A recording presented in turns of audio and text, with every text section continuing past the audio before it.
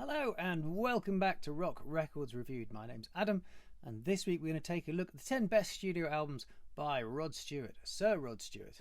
Rod was born in Highgate in North London in 1945, of famously husky voice and big nose. He played in a few rhythm and blues bands very early in his career, particularly with Long John Baldry, before joining the Jeff Beck Group. He then left them to join the Faces, and then embarked on what has been an enormously successful and long solo career that thrives to this day. There was a period in the middle where I think he was very much maligned as a bit of a sort of a lycra wearing, peroxide blonde bed hopping rocker, more interested in looking flash and having model girlfriends than making music. But I think time has been very kind to Rod, particularly those early albums which have been re-evaluated, and some of them now I think are considered quite rightly as classics, and Rod himself is seen as something of a national treasure. But let's begin. So at number 10 from 1968, I'm going to put Truth, which was the first album he made with the Jeff Beck group. Now, as I said, he had been recording some songs prior to this, particularly things like Good Morning Little Schoolgirl, a lot of rhythm and blues standards, but nothing had really caught the affection of the public, so to speak. But he and Ronnie Wood bumped into Jeff Beck in I think it was the Colonial, which was a famous rockers venue and bar just off one of the motorways where they used to all meet when they were touring. It happened to be empty this evening and they were all pretty down. They had nothing else to do, so they said, let's form a band together, and that was the birth of the Jeff Beck Group. This is now regarded as a classic, and I've spoken about it in detail in my Jeff Beck show, so I won't say too much about it. Musically, it probably deserves a higher place on this list, but I really wanted to focus more on the Rod Stewart stuff in this list. But I think it's a crucial part of Rod Stewart's musical development, because he has stated many times this was the album where he really learned how to use his voice and how to find a place for his voice in the music, trading off other instruments, particularly in this case, of course, Jeff Beck's guitar. The production is fantastic, it's very powerful, and you know, the vocals on things like Shapes of Things, Let Me Love You, Morning Dew, these are among the most dynamic ever of Rod's career, so it absolutely has to be somewhere in this list, I think, if we're looking at an overall picture of Rod as a singer and an artist. Number 9, his 28th solo album from 2013, Time. Now, I wanted one of the later Rod albums on this list, and I think this is the one. The album went to number 1 in the UK, creating the longest gap ever between an artist having number 1 albums. His other one before that was from 1975. What I like about this album is Rod sounds interested again. He's really making an effort, and I'm an admirer of nothing if not effort. He's writing songs again. He's a very good songwriter when he can be bothered. And on here he's written all songs but one. And he's producing again. And he knows what people love about his classic style, his early albums. So the violins, the acoustic guitars are all over this. There's that folky sheen on here everywhere. Yes, it's contrived and it's sentimental, but some of these songs just make me smile. You know, Can't Stop Me Now, Live the Life. This really is Rod as a happy, contented older statesman of rock, contemplating his fabulous life and career, and musically saying, with some understatement, you know, you've done all right, son. You've done all right. At number 8, from 1978, his 9th solo album, Blondes Have More Fun. Now, by 1978, music was flowering to all these other different styles. You know, there's punk music and there's disco music. And many of the old rock dinosaurs were shunning disco with some vehemence. You know, we all remember the Disco Sucks movement, so beautifully parodied in the Simpsons. But Rod embraced disco full on, and the results were hugely successful for him. This was the album that garnered Do You Think I'm Sexy, which was a number 1 in the USA and the UK. The album itself went platinum and number 1. It's got some great players on this record. Carmen Appice from Beck, Bogart and Appice. Phil Chen, who played with just about everybody. Jim Cregan is on here, a wonderful guitar player who did the solo in Steve Harley's Come Up and See Me, and he actually now plays on the circuit that I play on in the UK. But Rod doing disco, it's fun, it's brazen, it's unashamed, it's very Rod. But I think also, this is an important record because you could argue this is where his reputation started to take a bit of a nosedive and the rot set in. You just have to look at the cover to see that, Rod is a lycra-wearing peroxide blonde guy snogging a model. Exactly what I said earlier. And it was within a couple of short years that he was then parodied famously in the UK by Kenny Everett, who did a very, very funny sketch, which I won't talk to you about now, but you can go onto YouTube and just Google Kenny Everett Rod Stewart sketch, which stuck with Rod for many, many years afterwards. To Rod's eternal credit, he thought it was very, very funny. He thought it was an absolute hoot. But yeah, this is possibly the moment where Rod the Rocker was becoming less important than Rod the Image and the sort of ladies' man and all that sort of thing. But at number 7, from 1977, his 8th solo album, Footloose and Fancy Free. This is the last of his good to great albums, I think. Is an army of players on this record. Steve Cropper, John Mayall, Nicky Hopkins. And I think that's quite the reason for that being is it's quite easy to hear that Rod was struggling a little bit to find where he was going to go musically.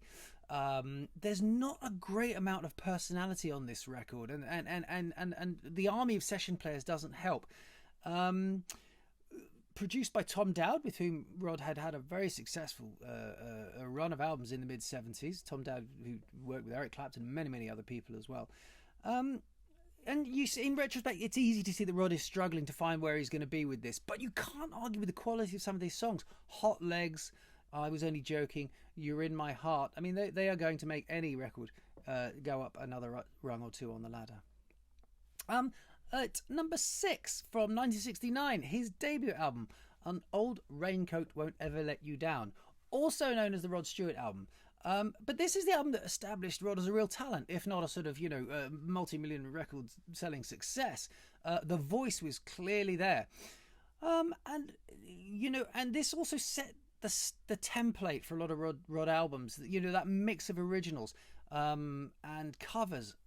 The originals in here are really good. You've got Cindy's Lament, Blind Prayer, and the covers are fantastic. Street Fighting Man, the Rolling Stones song, Handbags and Glad Rags, written by Mike Darbo, Man of Constant Sorrow, the old folk standard, fantastic.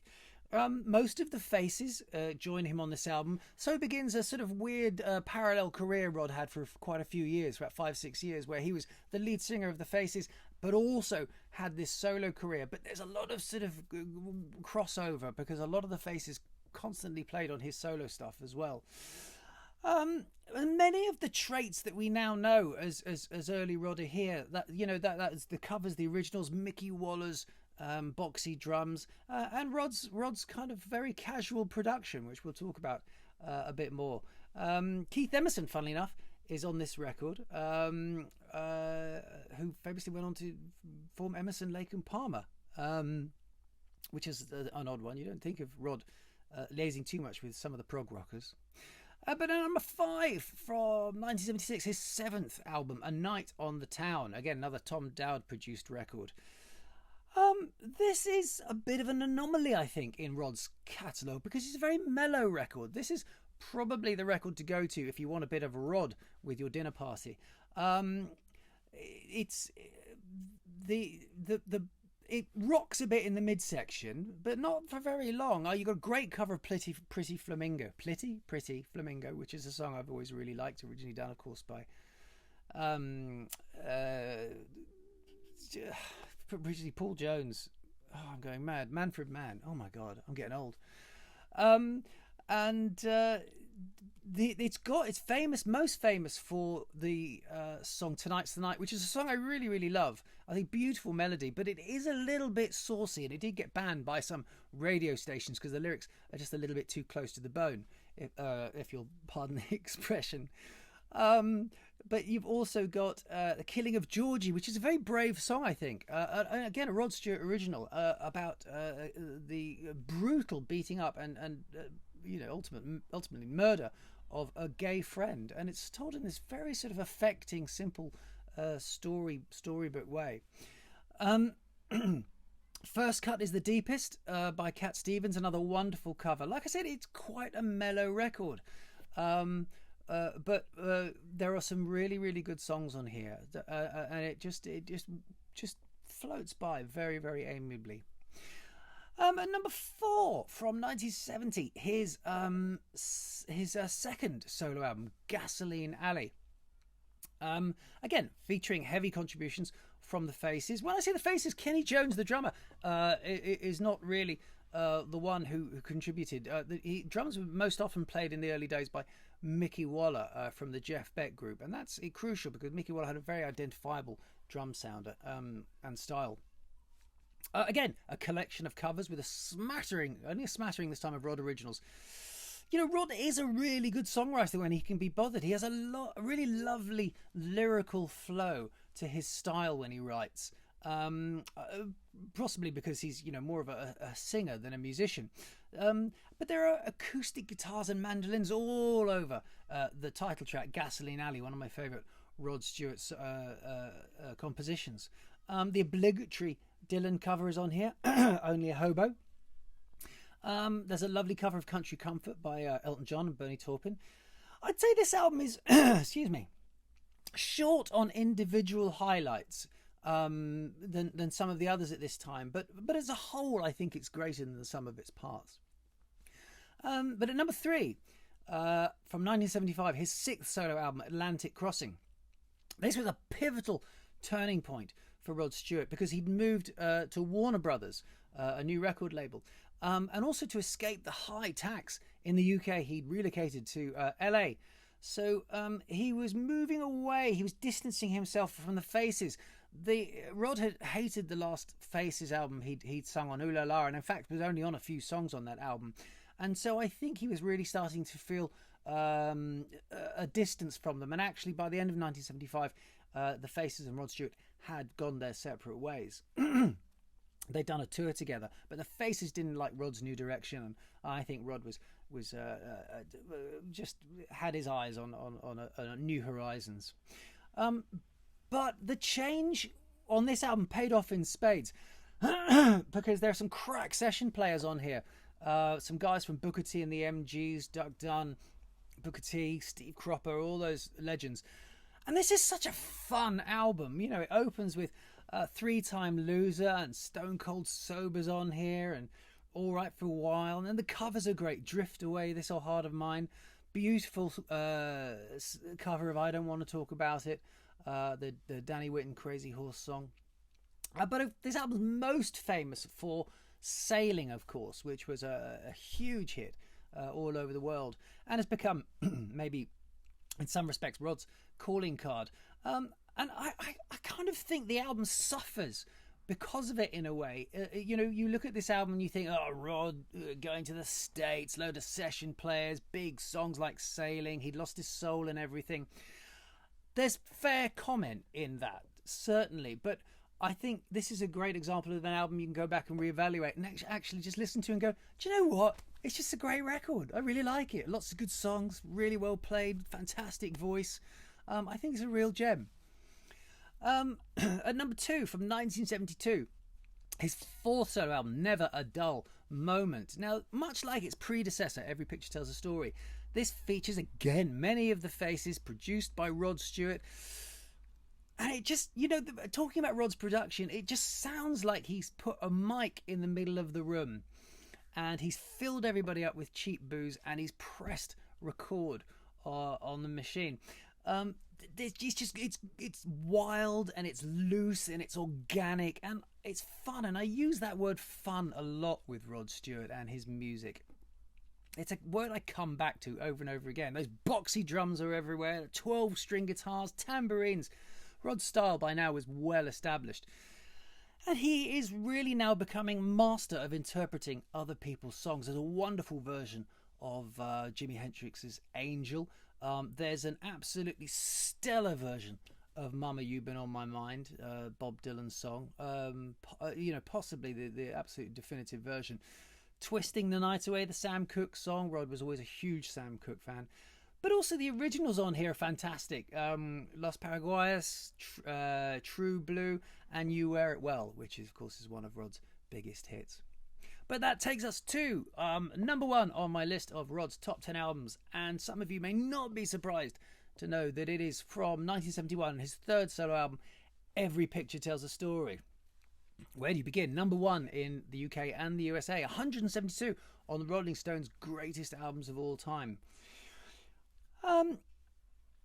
This album infuses rock, country, blues, and critically Celtic folk music. Rod was always very close to his Scottish ancestry, a huge Celtic fan and Scotland fan. And it's those acoustic guitars and the fiddles that define the early Rod sound to me, so much so that when he wanted to recreate that many years later, as we talked about, those were the first instruments he brought back into his music. A lot of the faces are on here as usual, and that band's bonhomie and good time spirit overspills into Rod's solo work, certainly. But Rod is also capable of great pathos and wistfulness in his songs. I think he's just a young romantic here with a rhythm and blues spirit. The title track is absolutely one of Rod's greatest, but it's even bettered by the beautiful Mandolin Wind, which really is one of my favourite songs of all time from this period. Maggie May, of course, is an absolute Rod standard. I mean, when we talk about songs like Maggie May and Sailing and Do You Think I'm Sexy, these are just songs that are absolute AOR standards all over the world now. Oh look, my curtain's just fallen down. Wow. But the covers here are really good as well. Reason to Believe, the Tim Hardin song. Again, Tomorrow's a Long Time, lovely Bob Dylan song, another Bob Dylan cover. And it's just a great record. And the centerpiece is probably I'm Losing You, his absolutely brilliant interpretation of the old Drifter standard. So that is my top 10 Rod Stewart albums. I think, there aren't that many other records I'd recommend you go to. I mean, if you really want to get into Rod, the top 3 or 4 records here are great. Probably the only other one I'd really recommend is his Unplugged album, where he was reunited with Ronnie Wood, and that is a record full of hit after hit. And again, the one word that you just are left with when you listen to it is, what fun they were having, and that's Rod Stewart for you. He's a little bit of a national treasure, Rod, certainly, and there's no one quite like him, I think. Anyway, that's it for today. Sorry about the scenery falling down, but there you go. I hope you've enjoyed it. I don't know if you agree with me. If you don't, please say so in the comments below and let's talk about it. But I'll see you again very soon for another Rock Records Reviewed. Thanks very much. Bye-bye.